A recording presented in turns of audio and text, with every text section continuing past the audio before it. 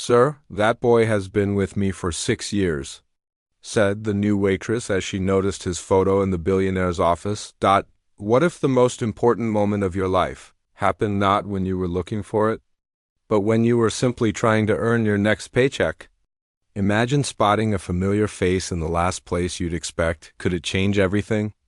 Welcome to Emotion Waves, where stories touch your soul. Grace Chen had been waitressing for 15 years, moving from diner to diner, always one step away from making ends meet. At 35, she'd learned not to expect miracles. But sometimes miracles don't announce themselves with fanfare. Sometimes they whisper through the crack of an office door in the form of a framed photograph sitting on a mahogany desk. The restaurant was fancier than anywhere she'd worked before. Crystal chandeliers, white tablecloths, the kind of place where a single meal costs more than she made in a week. She needed this job desperately. What she didn't expect was to see 6-year-old Denny's face smiling back at her from behind the glass of an expensive frame. The same Danny who'd been sleeping on her couch, calling her Aunt Gracie, and asking when his daddy was coming home. Where are you watching from tonight? Drop it in the comments on Emotion Waves. Grace's hands trembled as she sat down the coffee pot, her eyes fixed on the photograph. She'd only glimpsed it for a second through the half-open office door, but there was no mistaking that gap-toothed grin, those bright brown eyes that lit up whenever she made his favorite pancakes. Danny Hawthorne, the little boy who'd been living with her for 6 years, ever since his grandmother could no longer care for him. "You settling in all right?" asked Helen, the head waitress, appearing beside her with a knowing smile. At 62, Helen had seen every type of new employee come through those doors. Grace nodded quickly, forcing herself to look away from the office. "Just taking it all in," Grace replied, smoothing her black uniform. "It's beautiful here." The Meridian was indeed beautiful. Situated on the 42nd floor of downtown's most prestigious building, it offered a view of the entire city. The owner, she'd been told, was some tech billionaire who'd made his fortune before 40, Richard Hawthorne. The name had seemed familiar when she'd filled out her application, but she'd thought nothing of it. Common enough name. Now staring at that photograph, pieces began clicking into place like a puzzle she'd been unconsciously solving for years. "Mr. Hawthorne's a good boss," Helen continued, refilling salt shakers. "Quiet type. Works too much, if you ask me. Lost his wife about 7 years ago. Poor man. Been throwing himself into business ever since. 7 years ago." Grace's breath caught. That was right around the time Denny's grandmother, Mrs. Eleanor Hawthorne, had first brought the boy to her apartment. Eleanor had been frail, caring for her grandson alone, desperately needing help. She'd found Grace through a church bulletin board where Grace had posted about providing childcare for working families. His wife was pregnant when the accident happened, Helen whispered, glancing toward the office. "Car crash. Lost them both, or so we thought. Turned out the baby survived, but there were complications. The grandmother took the child," said Mr. Hawthorne, wasn't ready to be a father in his grief. Grace's knees went weak. She gripped the counter, her mind racing back to that first day Eleanor had brought Danny to her door. The old woman had been crying, explaining that her son was unreachable, lost in his pain, and that she needed help caring for her grandson. But Eleanor had grown sicker over the years, eventually moving to a nursing home. Before she passed last winter, she'd made Grace promise to keep Danny safe, to love him as her own. The old lady died recently, Helen continued sadly. Mr. Hawthorne never even knew she'd been caring for the boy all these years. "Family troubles, you understand? Sometimes grief makes people do things that don't make sense later." Grace understood more than Helen could possibly know. She understood that upstairs in her small apartment, Danny was probably finishing his homework at the kitchen table, waiting for her to come home with stories about her new job. She understood that he asked about his daddy every night. And she'd been telling him that someday when the time was right, they'd find him together. What would you do if you held the key to someone's lost family? Stay tuned on Emotion Waves. The office door opened fully, and a tall man in an expensive suit stepped out, running his fingers through dark hair that showed hints of silver at the temples. Richard Hawthorne looked tired.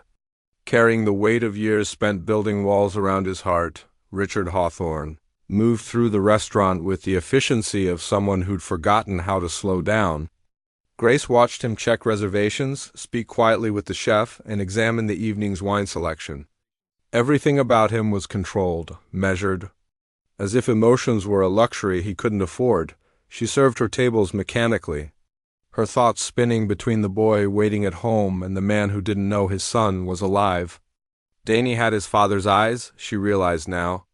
The same serious expression when he concentrated on his coloring books.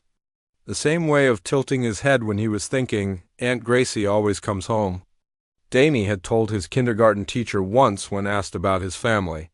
"She makes the best grilled cheese and she reads me stories about brave knights. But sometimes she cries when she thinks I'm sleeping." And I think it's because she misses her family too. The memory hit Grace like a physical blow. How many nights had she wondered if she was doing right by Danny, keeping him from a father who might want him? But Eleanor had been so certain that Richard wasn't ready that his grief had made him unreachable. As the evening progressed, Grace found herself studying Richard during quiet moments. He was handsome in a tired way, with kind eyes that seemed to hold old pain. When he smiled at customers, it never quite reached those eyes. She noticed how he lingered near tables with children, his expression softening almost imperceptibly before the walls went back up, near closing time. Disaster struck in the way that only restaurants know. The new busboy knocked over a full tray of wine glasses, sending crystal shards across the marble floor. Richard appeared instantly, not with anger, but with genuine concern for his employees' safety. "Are you hurt?" he asked the young man, who was nearly in tears. "That's all that matters. Glass can be replaced." Grace watched him help clean up, speaking softly to calm the busboy's nerves. This was the father Danny needed to know. She realized this gentle, caring man who put people before profits. But how could she possibly approach him? How could she explain that his son was sleeping in her spare bedroom?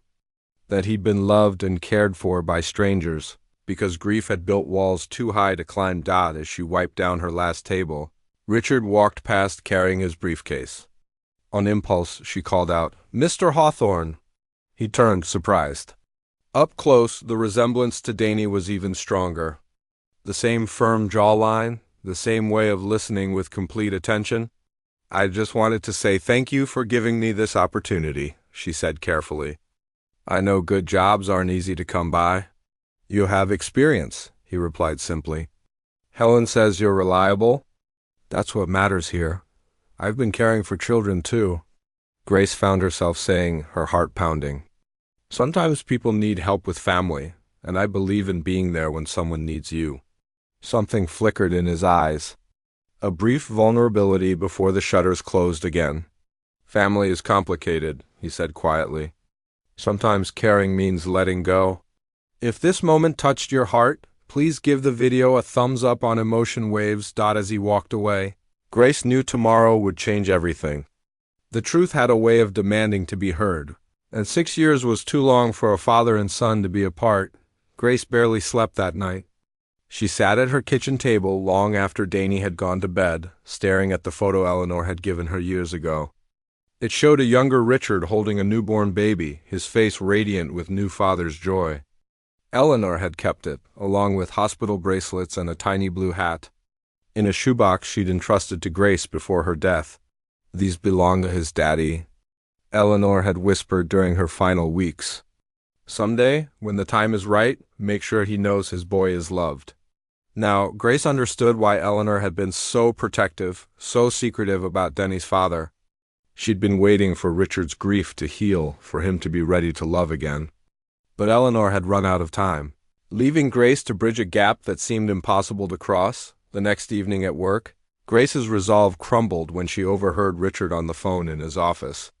The door was ajar, and his voice carried the weight of 7 years' worth of buried pain. "Dr. Martinez, I appreciate you calling, but there's nothing to discuss," he was saying. "The therapy stopped helping years ago. Some losses don't heal. They just teach you to live with emptiness." Grace's heart broke for him. She'd seen that same emptiness in Denny's eyes sometimes when other children talked about their fathers.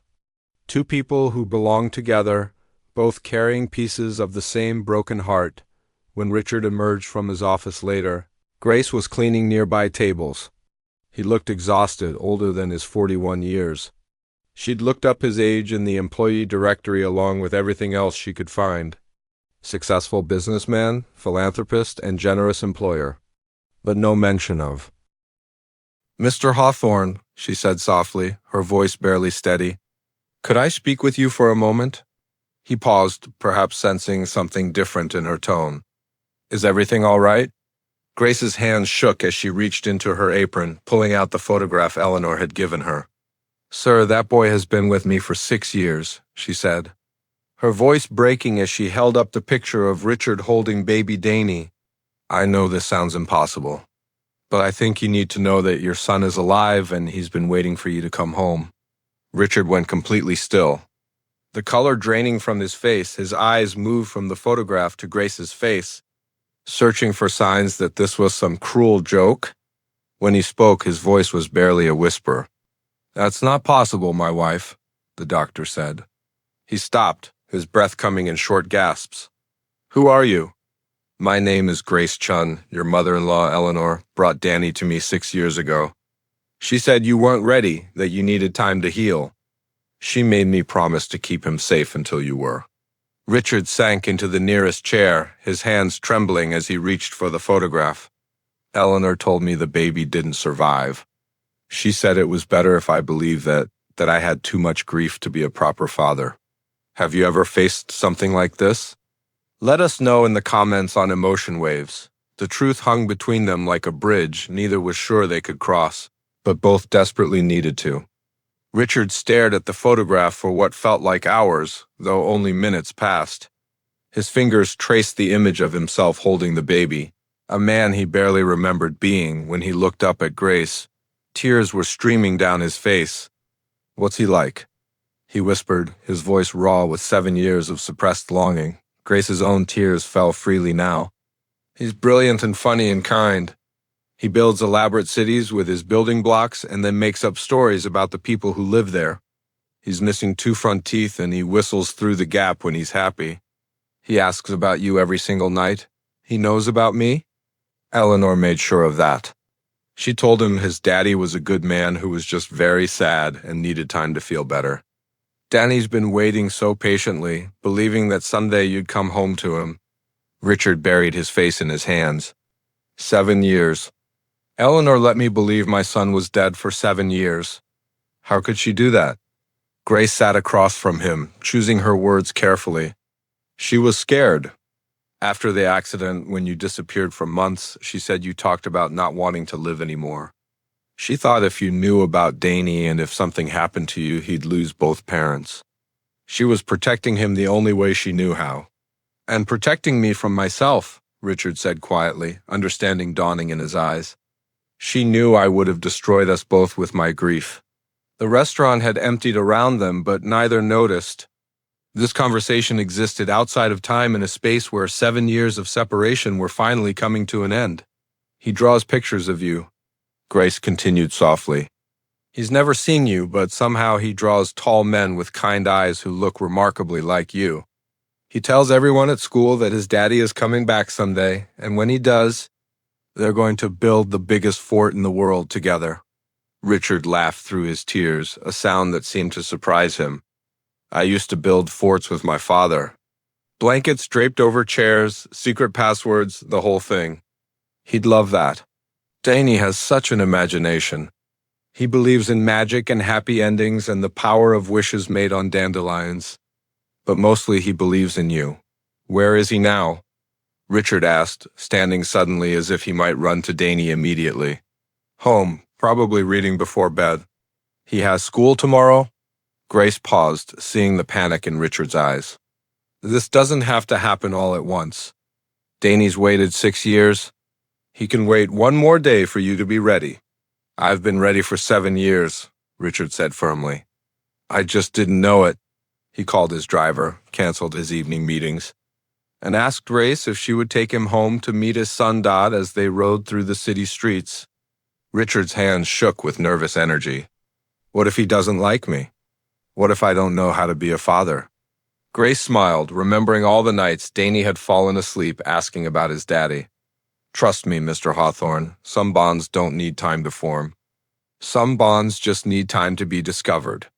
If you've been enjoying this story, subscribe to Emotion Waves for more heartwarming tales. The car pulled up to Grace's apartment building, and Richard took a deep breath. Preparing to meet the son he'd never stopped loving, Danny was sitting at the kitchen table in his dinosaur pajamas, carefully coloring a picture of a castle when Grace opened the apartment door. He looked up with his usual bright smile, then froze when he saw the tall man standing beside her. "Danny," Grace said gently, kneeling to his level. "Remember how we've talked about your daddy and how he's been away, but he loves you very much." Danny nodded solemnly, his brown eyes moving between Grace and Richard. There was no fear in his expression, only curiosity and something that looked remarkably like recognition. Richard stepped forward slowly, his heart hammering in his chest. Up close, his son was perfect. Eleanor's nose, his own dark hair, his late wife's gentle smile. Danny was real, alive, beautiful, and absolutely his. "Hi, Danny," Richard said softly, crouching down to meet his son's eyes. "I'm your dad. I've been looking for you for a very long time." Danny studied his father's face with the serious concentration of a 6-year-old making an important decision. Then, without warning, he launched himself into Richard's arms with complete trust. "I knew you'd come," Danny whispered against his father's shoulder. "Aunt Gracie said you would, and she never lies. Are you still sad?" Richard held his son tight, breathing in the scent of strawberry shampoo and childhood innocence. "Not anymore, buddy. Not anymore." Grace watched from the doorway as father and son discovered each other. Danny chattered about school and his friends and the fort he wanted to build, while Richard listened with the intensity of someone making up for lost time. When Danny showed him the pictures he'd drawn of his imaginary father, Richard marveled at how accurately his son had captured not his appearance, but his essence. Later, after Danny had fallen asleep between them on the couch during a movie, Richard and Grace talked quietly about the future. There would be lawyers and custody arrangements and 1,000 practical details to work through. But there would also be pancake breakfasts and bedtime stories and all the ordinary magic of being a family. "I can never repay you for this," Richard told Grace as he carried his sleeping son to the car. "You gave him love when I couldn't. You kept him safe until I was ready to love again. He taught me about love, too," Grace replied, smoothing Danny's hair as Richard buckled him into the car seat he'd hastily purchased. Sometimes the greatest gifts come disguised as ordinary days. 6 months later, Grace received a wedding invitation. Richard and Danny had asked her to be Denny's official aunt at the small ceremony where Richard married his grief counselor, Dr. Sarah Martinez, who had helped him learn to live again. In the photo that arrived afterward, Danny stood between his father and new stepmother, grinning widely through the gap where his adult teeth were finally growing in. Grace kept the photo on her kitchen table next to the thank you card Danny had written in careful first-grade handwriting. "Thank you. And Gracie, for keeping Daddy safe in your heart until he was ready to come home to mine." If you enjoyed this story, please remember to leave a comment with your thoughts, and subscribe to Emotion Waves for more heartwarming tales. Thank you for joining us on this journey of love, loss, and the beautiful way families find their way back to each other.